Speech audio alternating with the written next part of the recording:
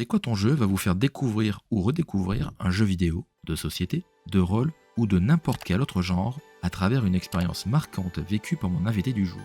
Installez-vous confortablement et bonne écoute.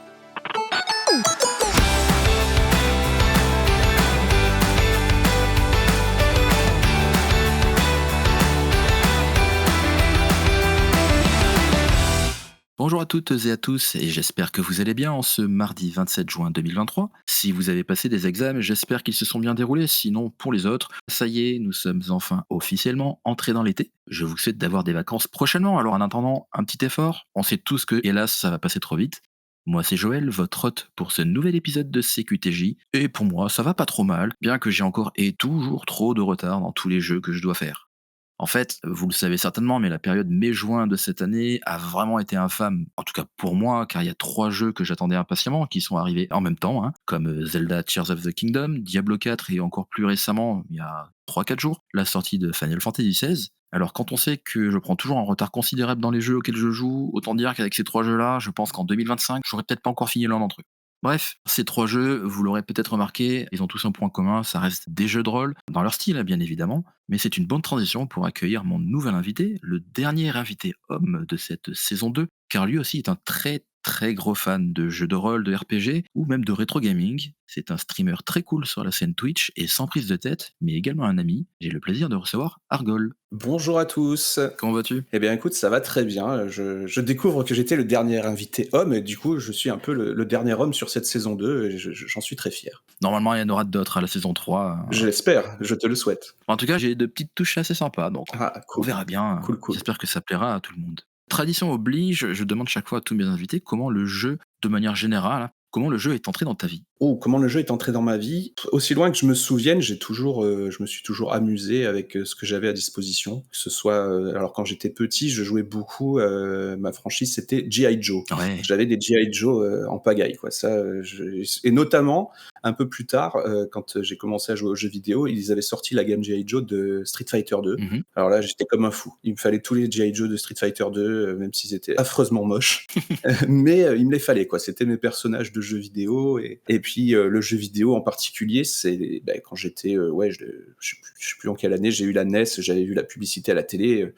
Pour vous dire à quel point c'était vraiment mon premier contact avec le jeu vidéo, quand je voyais la publicité à la télé de la NES, Ouais. pour moi, le Père Noël allait me livrer la console, mais aussi la télé qui allait avec. Trop Parce que bien. je me suis dit: «Ça va avec, ça va avec». Et donc quand mes parents m'ont offert la NES à Noël, j'ai vu le carton de la NES emballé, je me suis dit: «Ça peut pas être ça, ça peut pas être ça, c'est pas assez gros pour qu'il y ait la télé avec».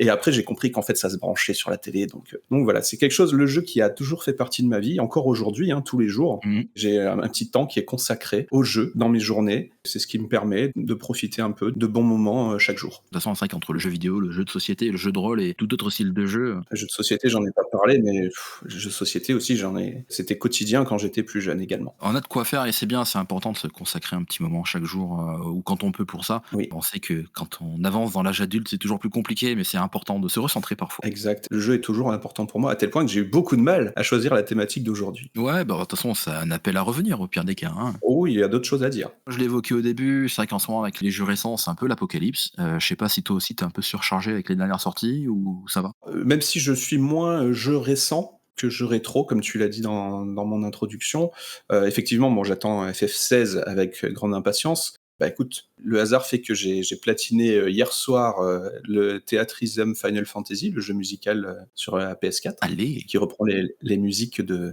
tous les opus de Final Fantasy.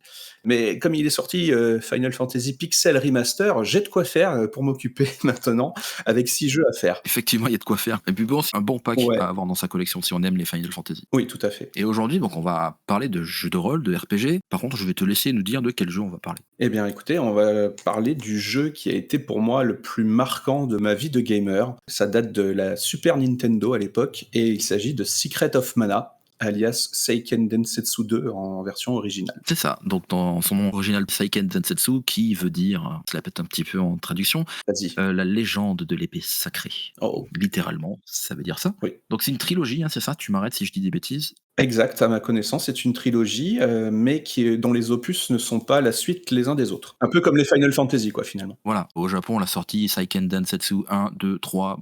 Jusque-là, ça va. En Occident, les noms, c'est un peu plus compliqué, parce que le premier, c'était Mystic Quest. Ouais. Rien à voir avec Final Fantasy, au final. Ouais, c'est ça, ils ont changé le nom. Alors, je pense que c'était le jeu Game Boy, hein, Mystic Quest, Ouais.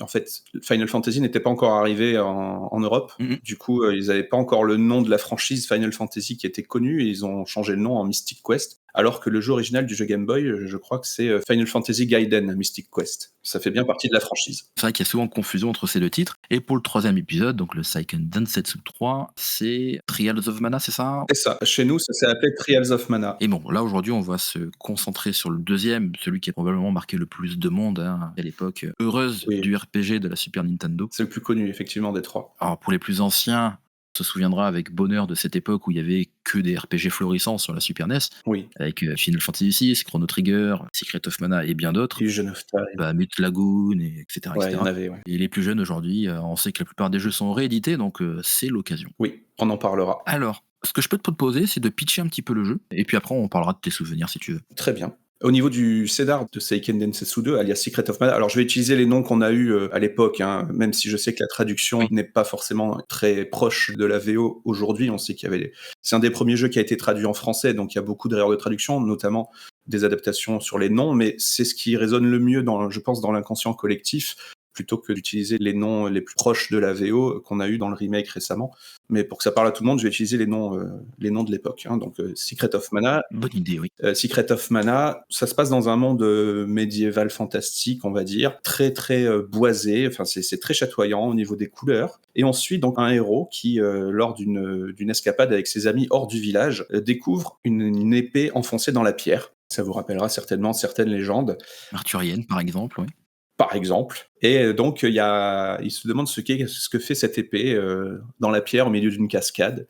Et il y a un fantôme qui apparaît à ce moment-là et qui lui dit de retirer l'épée. Donc, comme il est un peu tout seul, ses amis ayant pris la fuite, il se retrouve tout seul avec l'épée. Il sort l'épée de la pierre, Mhm. qui déclenche une énorme lumière.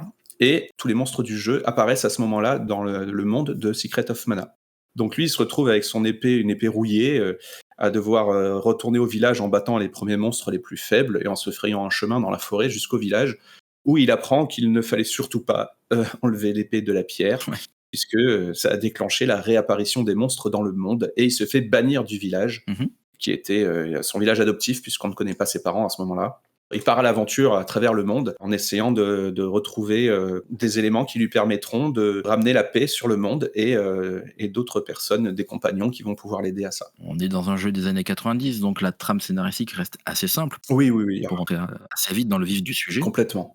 C'est très facile à prendre en main en plus, donc dès le début, dès la petite intro, une fois qu'on a retiré l'épée, ça y est, on va friter déjà les premiers monstres. Très bien, après j'imagine que le jeu, c'est de par la richesse de son histoire qui marque par rapport à d'autres. Quoi. Oui, c'est vrai que c'est un jeu pour l'époque, donc il est sorti chez nous en 94 et en 93 au Japon, mais nous on l'a eu fin 94 en Europe.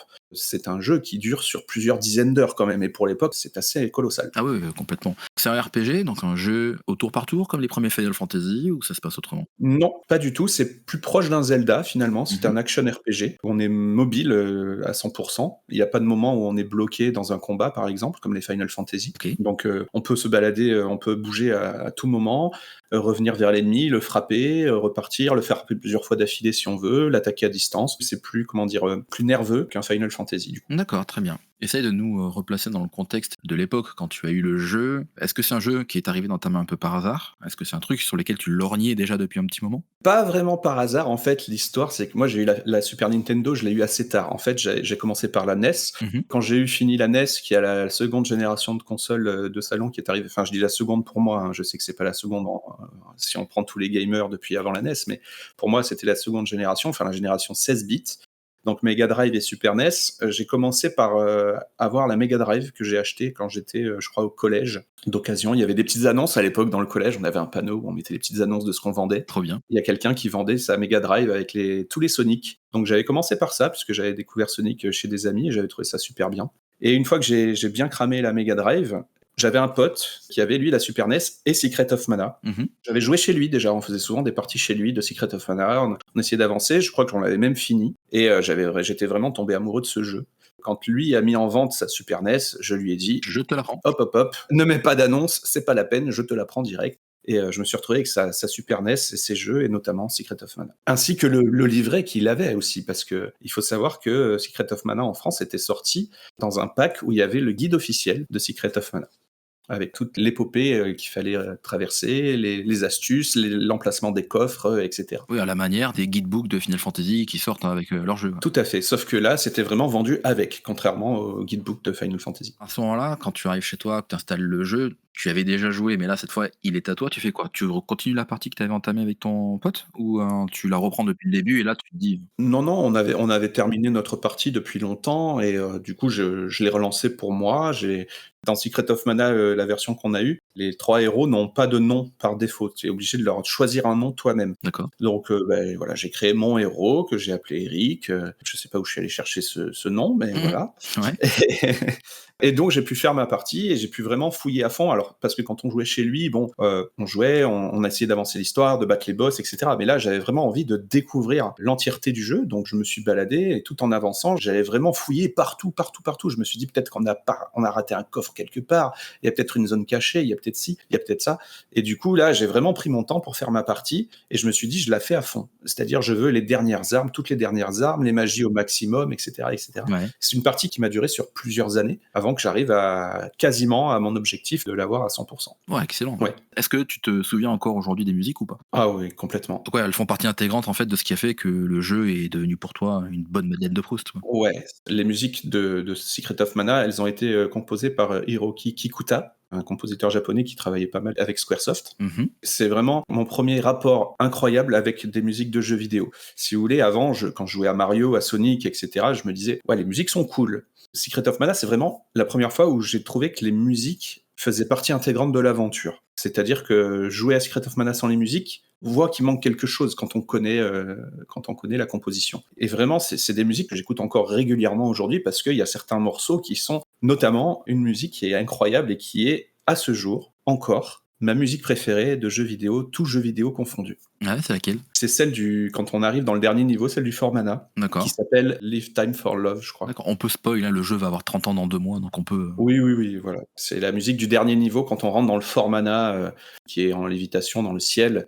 Tout de suite, on est emporté par cette musique punchy et ça m'est arrivé quand j'étais plus jeune, je le fais plus aujourd'hui parce que j'ai moins de temps, mais quand j'étais plus jeune, ça m'est arrivé de rentrer dans le For Mana, de faire place nette en battant quelques ennemis et de poser la manette juste pour écouter la musique pendant que je faisais autre chose. Bah oui, mais en même temps, ça m'étonne pas, parce que la force pour moi des RPG, et surtout des RPG à l'ancienne comme ça, c'est que la musique est construite autour du cycle narratif, Oui. alors que sur un Mario ou sur un Sonic, comme tu dis, bah, c'est une musique de fond en fait qui est faite pour pas avoir de silence. Oui, oui, c'est ça. Et là, clairement, on le sent. Enfin, les musiques sont vraiment intégrées dans le scénario à la manière d'un Final Fantasy. Ceux qui ont déjà joué à Final Fantasy sont peut-être plus nombreux que ceux qui ont joué à Secret of Mana, donc ils vont comprendre ce qu'on dit. Mmh. C'est-à-dire que le développement du scénario, il est construit aussi par l'ambiance musicale. Et il n'y a pas de hasard si on entend un certain rythme musical à tel endroit ou à tel endroit de l'aventure. Moi, ce que j'aime beaucoup dans les RPG, bon, c'est un secret pour personne, hein, toi-même tu le sais que les RPG, moi, c'est un truc que j'adore les jeux narratifs. Oui. C'est que les héros qui sont parfois des anti-héros, des fois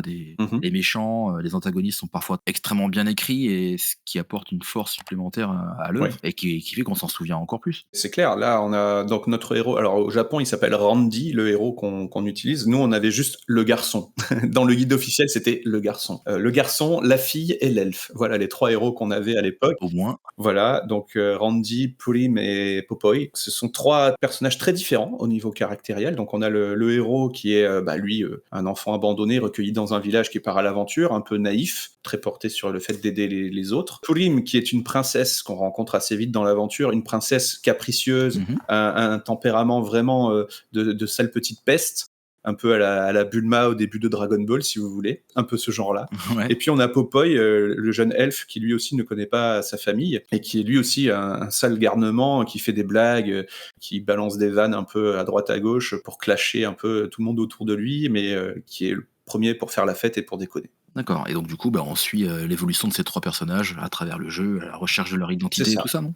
C'est ça. Alors, moins pour Prime, la fille, puisqu'elle, on sait d'où Oui. elle vient, on connaît ses parents, mais elle, en fait, elle fuit sa condition de princesse parce qu'elle ne veut pas épouser quelqu'un qu'on veut lui imposer. Oui. Elle a son chéri à elle qu'elle veut épouser, donc qui se fait kidnapper en plus, donc elle part à la recherche de son amour. Tandis que les deux autres, oui, effectivement, c'est vraiment une quête d'identité pour savoir aussi d'où ils viennent, qui ils sont et quelles sont leurs origines. Et puis bon, il faut bien que le garçon, entre guillemets, il répare ses conneries. Oui, aussi, voilà, ça c'est le but à la base et c'est ce qui va motiver la quête de tout le monde. Après, les méchants, concernant les méchants, donc on a un empire qui est en place dans ce monde-là, avec un empereur, et il a 4 généraux, comme souvent, hein, on a souvent des méchants avec 4 généraux, hein. Je sais Ouais. pas si tu as remarqué, mais 4 c'est le nombre de généraux pour un méchant. Ouais, ça fait un peu les 4 cavaliers de l'Apocalypse, quoi, tu vois? C'est ça, exactement. On a 4 généraux. C'est un empire qui, comme bien souvent, et dans moult Final Fantasy notamment, c'est le cas, veut dominer la planète et le monde dans lequel il se tient. Donc, il écrase les autres royaumes, les autres villages, etc. Il essaye de prendre le contrôle de tout. Mais l'empereur en lui-même n'est pas très intéressant, mais les 4 généraux ont parfois d'autres ambitions que celles de leurs supérieurs. Ah, pas mal. C'est un petit peu plus subtil que ça. Et finalement, voilà, c'est vraiment les 4 généraux, et notamment un, hein, qui est le plus emblématique, qui s'appelle Thanatos, Mmh. qui sont vraiment les personnages les plus croustillants du côté des méchants. Très bien. On sait d'une manière générale que la franchise Mana a plusieurs titres. On a évoqué les Seiken Densetsu 1, 2, 3, mais il y en a eu d'autres par la suite. Ouais. Est-ce que tu as pu en faire d'autres? Alors malheureusement non. Tout ce qui est Legend of Mana, j'ai carrément zappé quels sont les autres Mana de la franchise, mais malheureusement ils sont sortis après sur des consoles que je n'avais pas Mmh. à disposition à ce moment-là. Et du coup, je suis vraiment après passé au niveau RPG. C'est après, en 97-98, j'ai basculé vraiment sur Ouais. Final Fantasy et j'ai suivi l'évolution du JRPG avec Final Fantasy. D'accord. J'ai pas eu l'occasion de faire d'autres Mana, hormis le Trials of Mana, donc le Seiken Densetsu 3, quand il a eu son remake sur PS4. Oui. Moi, je l'avais pas fait à l'époque sur Super Nintendo, mais du coup, j'ai pu le faire en version remake. Il est vraiment excellent aussi, d'ailleurs. Je vous le recommande. J'ai vu en cherchant un petit peu sur Wikipédia que ouais, des titres sur la franchise Mana, il y en a quand même 7 ou 8. World of Mana, comme tu dis, il y en a plein. Les titres, je les connais pas, je les ai pas tous notés. Oui, Mais ouais, après, si on aime bien le style RPG japonais à l'ancienne dans les années 90 pour les premiers titres, oui. c'est à faire. Secret of Mana, c'est vraiment une claque hein, à l'époque parce que Mmh. il y a plusieurs choses qui font qu'il sort vraiment de l'ordinaire. Il y a déjà les couleurs qu'il propose, c'est très varié parce que dans le monde, pendant l'aventure, on va se retrouver notamment il y a une forêt par exemple, la forêt des 4 saisons, où à chaque fois qu'on change d'écran, on arrive dans une saison différente et donc les tons de couleurs sont radicalement différents. Les ennemis sont différents. Ouais. Et vraiment la palette graphique est incroyable. Les sprites sont très très beaux pour de la Super Nintendo, hein, un peu à l'image d'un FF6 ou D'accord. d'un Zelda Link to the Past. Bon, les musiques, on en a parlé. Et puis, il y a cette fameuse capacité, et ça, c'est du génie de la part des développeurs, c'est qu'on peut jouer à plusieurs. Alors, on va me dire, oui, les jeux où on peut jouer à deux, c'est quand même monnaie courante, surtout à l'époque, avec il y a 2 ports manettes, etc. Oui, mais celui-là, on peut jouer à 3. Ah oui, ouais, un par héros, ouais. Et ça, c'est beaucoup plus rare. Donc, il faut, avec un adaptateur, effectivement, brancher une manette supplémentaire, mais on peut jouer à 3 en même temps, donc chacun avec un des héros, chacun avec son rôle. Et il faut savoir que ce qui a fait la force, je pense, c'est qu'un joueur peut quitter la partie ou la rejoindre à tout moment. C'est-à-dire que moi, je peux commencer à jouer tout seul. Tu passes à la maison, tu dis ah bah tiens, je viens jouer. Tu branches ta manette, t'appuies sur Start, pouf, tu choisis lequel des 2 héros restants tu veux jouer, hop, et tu joues. Et puis quand tu pars, baf, on déconnecte la manette et je continue tout seul. Et ça, sans avoir besoin de redémarrer la console ou quoi que ce soit, c'est quand même assez agréable. Et quand tu joues tout seul, tu as quand même cette dimension un peu où tu dois quand même t'occuper des 2 autres héros. Tu peux les rendre soit plus agressifs, soit vraiment sur la défensive, soit, enfin, il y a un échiquier si tu veux, et tu le places sur la case en fonction de si tu veux qu'il attaque beaucoup, si tu veux qu'il soit plus sur la défensive, etc. Et lui, un peu comme les Gambits dans FF12, tu vois, D'accord, ouais. Ouais, très bien. tu prévois ce que tu veux comme attitude pour les 2 autres personnages que tu ne contrôles pas. Bah écoute, autant Secret of Mana, je suis très très vite passé dessus, mais ça fait partie de ces jeux où je me suis dit: «Oh, un jour, je serai à la retraite, je pourrais me refaire tous les jeux rétro que je veux». Et vu comme c'est parti, hein. Sinon, t'as d'autres RPG comme ça qui t'ont marqué vite fait? Oui, bien sûr. Alors moi, il faut savoir que le RPG, c'est vraiment une chose, c'est un genre de jeu que j'apprécie. Après, je suis quelqu'un d'ultra fidèle à mes licences de cœur, donc même si je joue tous les jours un petit peu, j'ai pas un temps infini pour, poncer, 30 jeux par an. Donc je me concentre vraiment sur les licences que j'apprécie. Donc aujourd'hui, je suis quasiment exclusivement joueur de Final Fantasy au niveau RPG. Ouais. Parce qu'on a des sorties régulières en plus. Tous les FF qui sortent, par exemple en stream en ce moment, je suis sur Final Fantasy Tactics Advance et sur Final Fantasy Type 0 HD. Ouais. Donc voilà, c'est les 2 licences que je fais, les 2 jeux que je fais actuellement. Je viens de finir le Theatrhythm Final Fantasy, donc le jeu musical.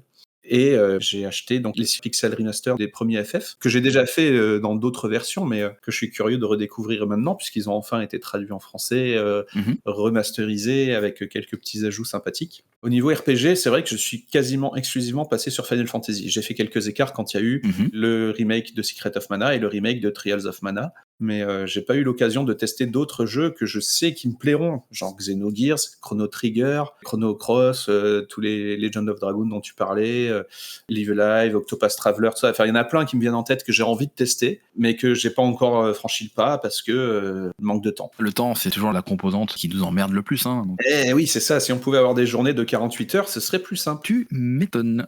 Merci pour ce petit partage sur, Secret of Mana. Ah oui, bah, avec plaisir. Est-ce que tu peux te présenter pour les gens qui te connaissent pas? Bien sûr, donc mon pseudo, c'est Argol, que j'utilise depuis mes débuts sur internet en 2001. Et c'est d'ailleurs l'époque où on s'est rencontrés, n'est-ce pas Joël? Eh oui, ça ça ne nous rajeunit pas tout ça. Ça ne rajeunit pas, ça fait plus de 20 ans. Si vous voulez suivre un peu mes aventures sur internet, je fais partie de l'équipe de Noob, la web-série Noob, dans laquelle j'incarne plusieurs personnages, notamment le PNJ de l'Empire qui s'appelle Cavan Oberion et un nécromancien dans la coalition avec les dreadlocks et le visage maquillé en squelette qui s'appelle Spectro Skeleto Warrior. Tout à fait. J'ai pas choisi les noms, hein, c'est des noms qui sont dans la licence entre guillemets Funglisoft. À chaque fois que j'entends ce nom, je m'imagine devant l'ordi en train de créer ce nom, je me dis: «Mais c'est pas possible, il y a pas assez de caractères pour tout taper». C'est pas forcément facile, surtout quand j'ai dû créer la page Facebook de Spectro Skeleto Warrior, slash Cavano Berion, slash Tabris, slash. Enfin, comme j'ai fait plein de rôles, j'ai fait aussi plein de petits rôles par-ci par-là dans la série. Tout à fait. Donc voilà, c'est quelque chose qui m'occupe aussi. Ça prend du temps de participer à cette web série. Et ça m'éclate vraiment. Et à côté de ça, j'ai ma chaîne Twitch, donc c'est Argol83, ARGOL 83, dans laquelle je fais généralement 2 jeux en même temps. Actuellement, donc, comme je vous l'ai dit, c'est 2 Final Fantasy, du coup. Il y en a un, c'est Tactics Advance. Donc c'est mon premier RPG tactical que je fais vraiment, parce que c'est un genre que je connaissais pas vraiment. Ouais, J'ai pas le Tactics, donc j'ai que le Advance. J'ai commencé par celui-là, mais c'est pas grave, puisque comme tout Final Fantasy, il n'est pas la suite de celui d'avant. c'est ça. C'est très chill, hein. Pour le coup, je vivais vraiment tranquille, sans stress. Ah oui, Il oui. n'y a pas d'urgence à faire les actions, c'est pas mal. Et à côté de ça, je me suis remis sur Type 0 HD, que j'avais acheté à l'époque et que j'avais laissé tomber parce que je trouvais pas bon. Ouais. Et puis j'ai un pote qui est avec moi en stream qui s'appelle Esprit Otaku, à qui je fais un petit coucou, qui m'a dit qu'il était vraiment fan de Type 0. Donc je lui ai dit, écoute, si tu veux, on le fait en stream, tu fais mon guide vocal. Et si tu me dis qu'il vaut vraiment le coup, je veux bien lui redonner une chance. Donc on a relancé ça.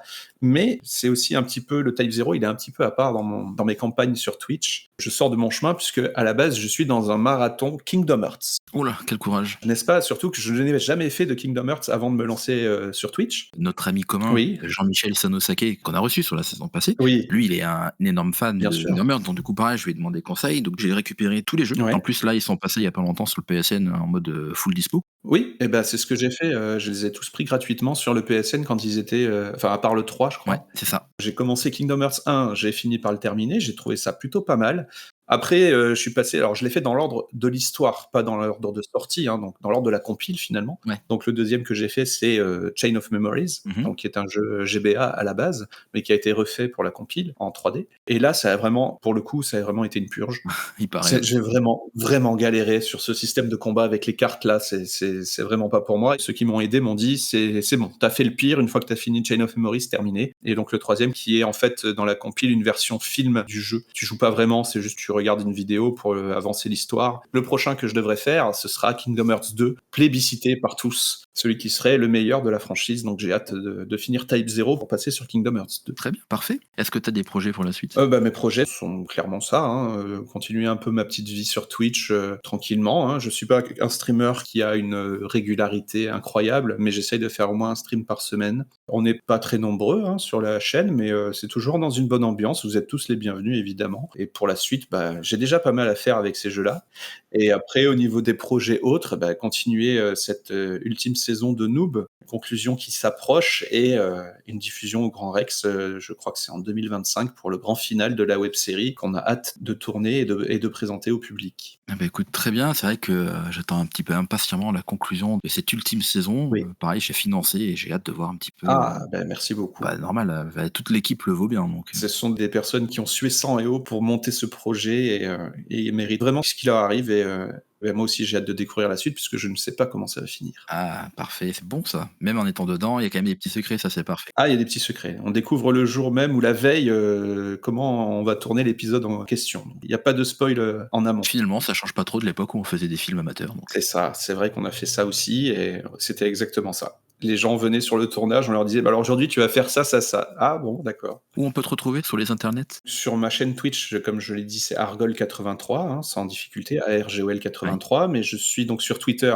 @Argol83, de la même façon. c'est facile. Voilà, c'est facile, c'est le lieu où je suis le plus actif, Twitter. Donc après, je suis sur Facebook, mais comme oui, il y a Argol. Alors sur Facebook, je crois que c'est Argol 360, Ouais. dû à une web série que j'ai faite il y a quelques années qui s'appelait 360 minutes pour survivre. Mmh. Et puis, alors on me demande souvent Instagram. Alors je n'ai pas encore d'Instagram, mais il est pas impossible que j'en crée un prochainement. Et si c'est le cas, je pense que ça s'appellera également Argol83 pour des raisons de Tu facilité. m'étonnes. Bah, moi, c'est le même pseudo partout, c'est plus facile. Voilà, au moins c'est tranquille. Pour ma part, bah, vous pourrez retrouver tous les épisodes et les actus du podcast sur cqtj.fr, sur Instagram pour le coup CQTJ Podcast, et sur mon Twitter @joels82. Oui, là, j'ai pas créé un Twitter exprès pour le podcast, hein. On Ouais. fait tout sur mon Twitter normal. Ouais, ouais. Et voilà, n'hésitez pas également à venir sur le Discord de la commu pour partager vos expériences, même s'il n'est pas trop peuplé et que c'est un peu le désert, mais venez-y et puis essayons de discuter tous ensemble. Il y aura de plus en plus de monde. Ah bah ouais, ça vient petit à petit. Bon, essentiellement, il y a tous les invités que j'ai eus qui sont là, mais c'est très bien aussi. Et c'est des gens de qualité, notamment. Je ne peux pas dire le contraire. Voilà, et puis écoute, je te remercie beaucoup pour ta présence et pour ta sympathie, et puis je te dis à très vite. C'est moi qui te remercie de m'avoir invité et vivement la prochaine émission. Ça marche. Alors, et quant à nous, on se donne rendez-vous mardi midi dans 2 semaines pour le dernier épisode de cette saison 2 de CQTJ. Après un petit peu de pause pour l'été. D'ici là, portez-vous bien et jouez bien.